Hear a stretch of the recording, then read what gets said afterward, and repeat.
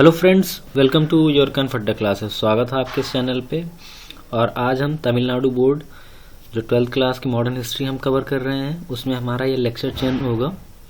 Lecture जो 10 है हमारा, इसमें हम वेल्लोर म्यूटनी के बारे में पढ़ेंगे। तो देखते हैं वेल्लोर म्यूटनी में हम पहले अपने ऑब्जेक्टिव्स देखते हैं।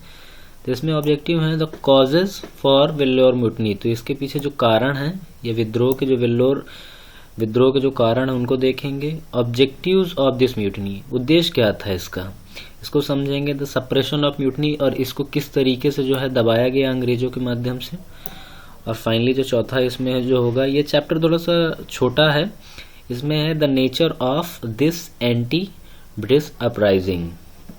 तो अंग्रेजों के खिलाफ अब जिस तरीके की आवाज़ें उठने लगी थी, पीजेंट्री या जो भी इंडिया के खास करके जो सबल्टन जो पोर्शन है या सबल्टन जो लोग थे, उनके माध्यम से जो आवाज़ उठाई जा रही थी, उसको हम लोग इसमें देखेंगे। तो चलिए शुरू करते हैं। Vellore was the capital of erstwhile north अर्कॉट district in Tamil Nadu. तो जो अर्कॉट जगह है, नॉर्थ अर्कॉट, उत्तरी अर्कॉट जिला जो है तमिलनाडु में, उसकी क्या थी? वेल्लोर राजधानी थी, Vellore. At present this district is named after it's capital Vellore. वर्तमान में भी इसका जो नाम है इसी नाम से आज रखा गया है। It is a well fortified and beautiful city. वर्तमान में जो है ये एक बेहतर जो है किला से घिरा हुआ जो है एक सुंदर सा खूबसूरत सा शहर है। काफ़ी जो है टूरिस्ट वगैरह भी यहाँ पर आते हैं। ये जो आप देख रहे हैं, ये फोर्ट जो है, ये वेल्लोर का फोर्ट ही है।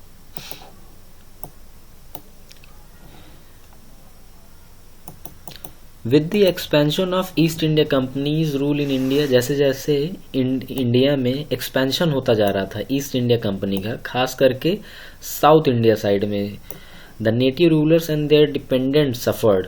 तो वहाँ पे जितने भी शासक थे, उनके क्षेत्र डे बाय डे छीनते जा रहे थे, तो उनको क्या हो रही थी? दिक्कत हो रही थी।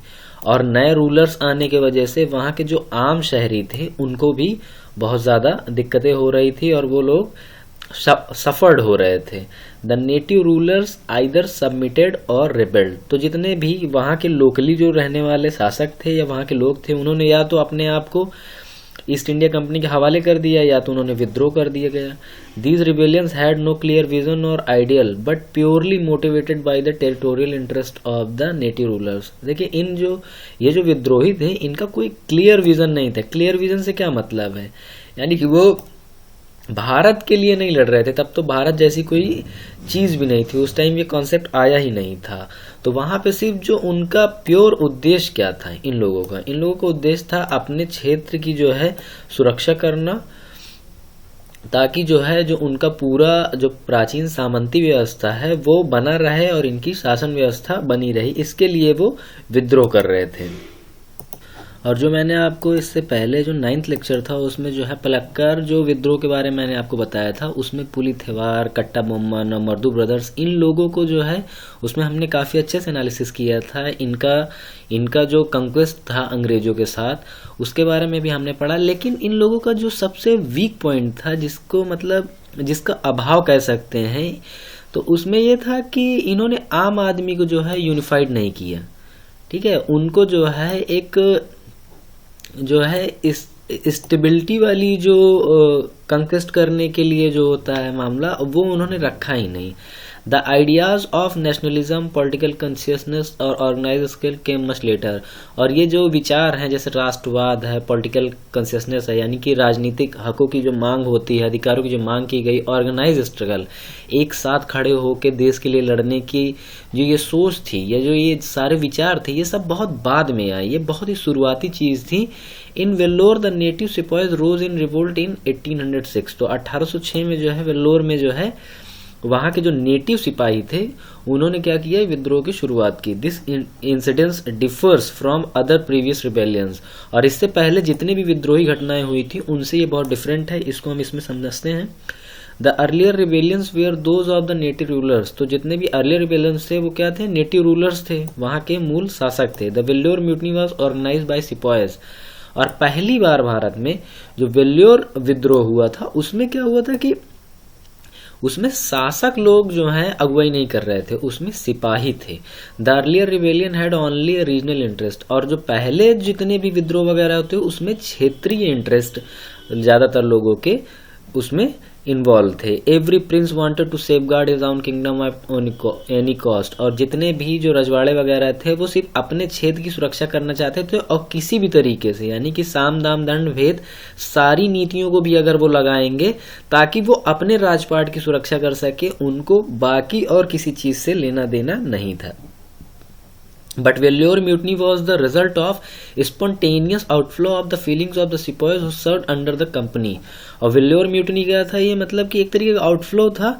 जो सिपाही जो काम कर रहे थे कंपनी के अंडर में, उन्हें कहीं ना कहीं ये लग रहा था कि उनके साथ जो है अभद्र व्यवहार किया जा रहा है, या एक तरीके का वो चीटेड फील कर रहे थे। इस वजह से उन्होंने म्यूटनी की ताकि उनके जो सामाजिक, आर्थिक और राजनीतिक जो अधिकार हैं वो मिल सके।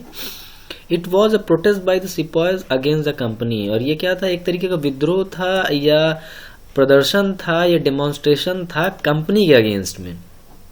The protest showed the future possibility, और इसमें क्या हो रही है कि आने वाले टाइम में, वर्तमान में जो है विद्रोह बड़े स्तर पे होगा, बहुत ही ऑर्गेनाइज्ड होगा, उसमें नेशनलिज्म की भावना भी होगी और पॉलिटिकल कॉन्शियसनेस भी होगी। इन सारी चीज़ों के लक्षण जो हैं इस वेल्लोर म्यूटनी में जो है दिखने लगी थी। अब वेल्लोर म्यूटनी के होने का जो है कारण, जो उसके पीछे जो रीजंस हैं उनको देख लेते हैं, कॉजेज देख लेते हैं। Several causes are attributed to Vellore mutiny, इसमें बहुत सारे कारण हैं। Indian sipahis had to experience numerous difficulties when they went to serve in the company's army. जब वो कंपनी की सेना में काम करने के लिए गए तो उन्हें बहुत सारी दिक्कतों का या बहुत सारी मुश्किलों का सामना करना पड़ा।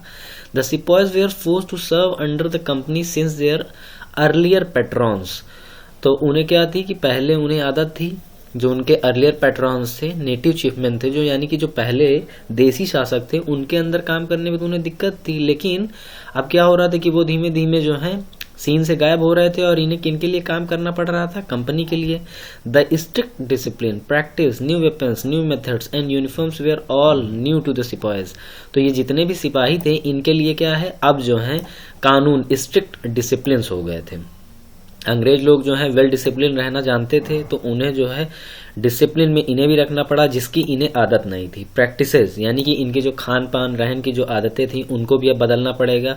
नए हथियार आ गए थे, पहले क्या था कि बहुत ही ट्रेडिशनल हथियारों के साथ जो है ये युद्ध वगैरह लड़ते थे, और अब जो थोड़ा टेक्निकल हथियार आ गए थे उसके वजह से क्या हो रहा था कि इन्हें युद्ध लड़ने में दिक्कत हो रही थी। न्यू मेथड, और युद्ध लड़ने की जो पॉलिसीज वगैरह हैं, जो रणनीति वगैरह हैं, ये सारी चीज़ें भी इनके लिए क्या हो रहे थे, एक तरीके की एडजस्टमेंट प्रॉब्लम थी। जो नया एटमॉस्फेयर अंग्रेजों के साथ आया था और ये उनके अंडर में काम कर रहे थे, और इस वजह से इनको बहुत ज़्यादा मुश्किलों का सामना करना पड़ रहा था। Anything new appears to be difficult and wrong for a man who is well settled in the old way of life for a long time. यहाँ पे कहने का मतलब यही है कि एक व्यक्ति 45-50 साल तक किसी एक पर्टिकुलर रूटीन में काम कर रहा है, अचानक से उसका सारा रहन सहन, खाने पीने का तरीका, काम करने का तरीका, सारी चीज़ें अगर एक दिन में ही बदल दी जाए तो उसे किस तरीके की चीज़ों से गुजरना पड़ेगा, आप इसको सिर्फ इमेजिन कर सकते हैं। सर जॉन क्रैडॉक, तो सर जॉन क्रैडॉक हैं द कमांडर इन चीफ, तो ये अध्यक्ष हैं, सेनापति थे।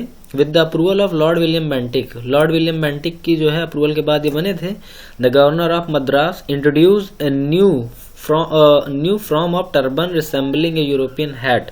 अब टर्बन की जगह पे इन्होंने क्या कर दिया, यूरोपियन हैट वगैरह पहनने का सिस्टम। जैसे आप अभी बकिंगम पैलेस की, जैसे अभी आप कभी तस्वीर देखिए तो उसमें जो है जो बाहर जो गार्ड्स वगैरह लगे होते हैं, बहुत ऊंची ऊंची टोपी लगाए रहते हैं, तो उसी से इसको आप रिसेंबल कर सकते हैं। Wearing earrings and caste marks were also prohibited, और जो लोग जो कान में जैसे कि छल्ला वगैरह ये सारी चीजें जो पहनते थे, ईयरिंग्स वगैरह पहनते थे, अब उनको मना कर दिया गया। और caste marks were also prohibited, उस टाइम जो है लोग कास्टिज्म से जो है बहुत ज्यादा पीड़ित थे और वो उसे जो है बुरा नहीं मानते थे। तो उससे क्या हुआ कि इस चीज़ को भी प्रोहिबिटेड किया गया। लोगों ने कहीं ना कहीं इसको जो है पर्सनल अटैक माना, अपने जो सामाजिक जो उनका तरीका था उस पे ये जो है इसको अटैक माना। ये भी एक बड़ा कारण बना अंग्रेजों के अगेंस्ट में सिपाहियों का बंदूक उठाने का।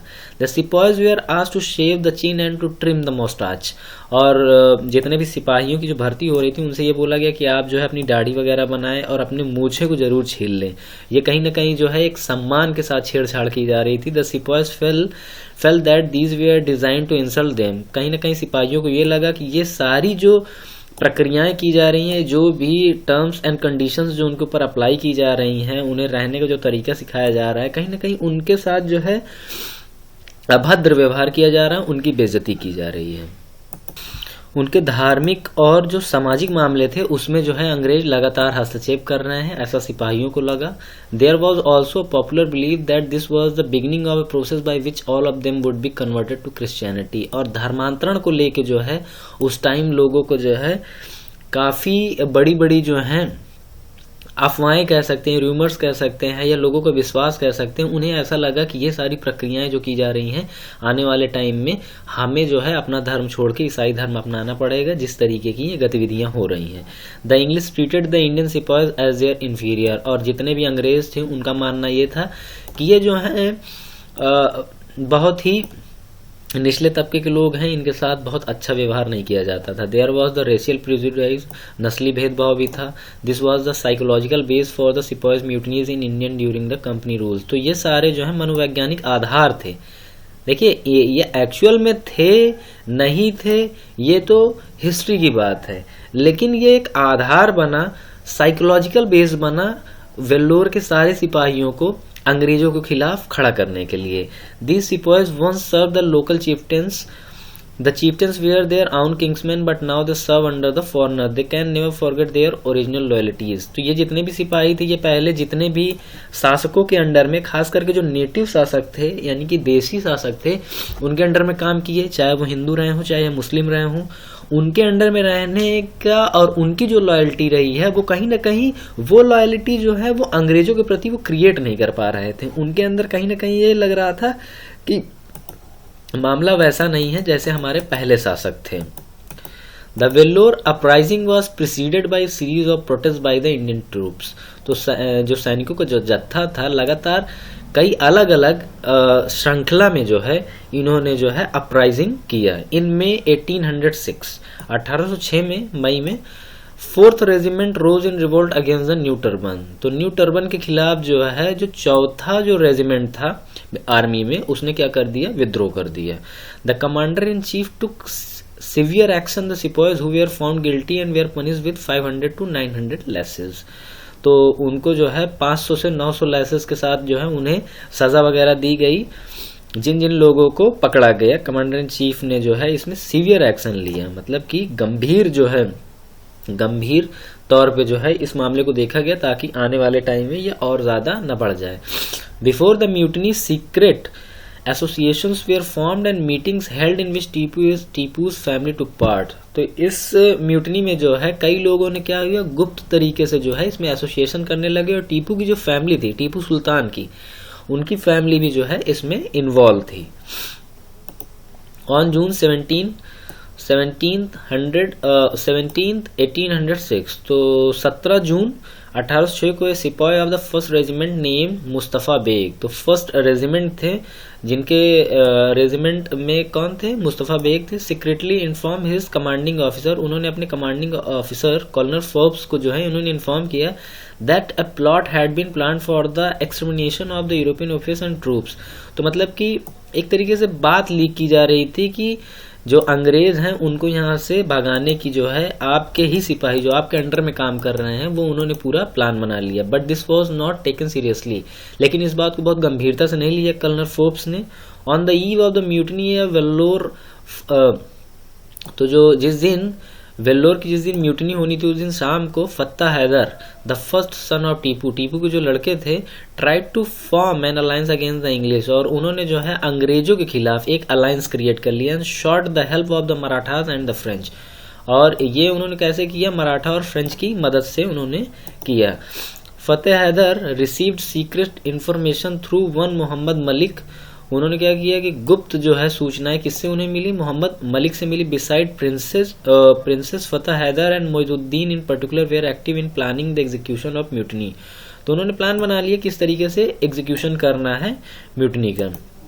There was the desire to revive the old Muslim rule in this region, और इस क्षेत्र में जो सबसे बड़ा उद्देश्य था कि जो मुस्लिमों को शासन करने का तरीका था उसको रिवाइव करना था, यानी फिर से लागू करना था।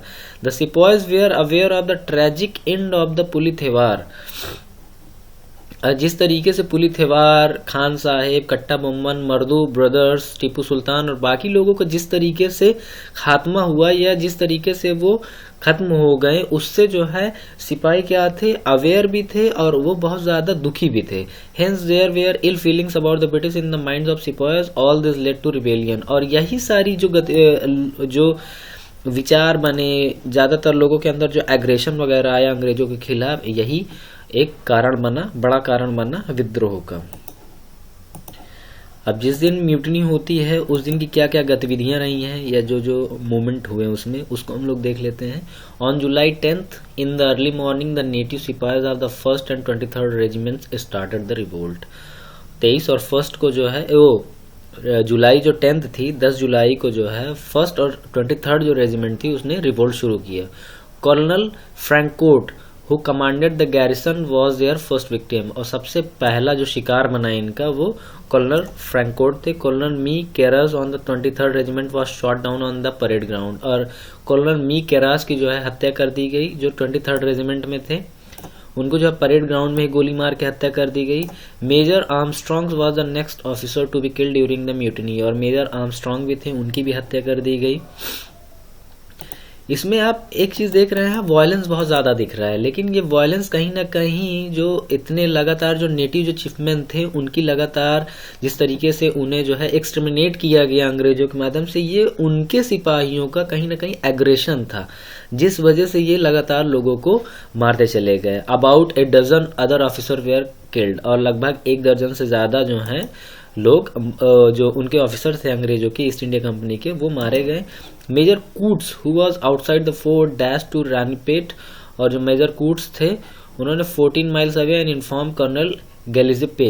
तो गैलिस्पे को जो है उन्होंने क्या किया, इन्फॉर्म किया। 7 AM Colonel Gillespie reach the Vellore fort at 9 AM, और फिर ये जो है पहुंचते हैं कहाँ, वेल्लोर फोर्ट पे 9 AM पे।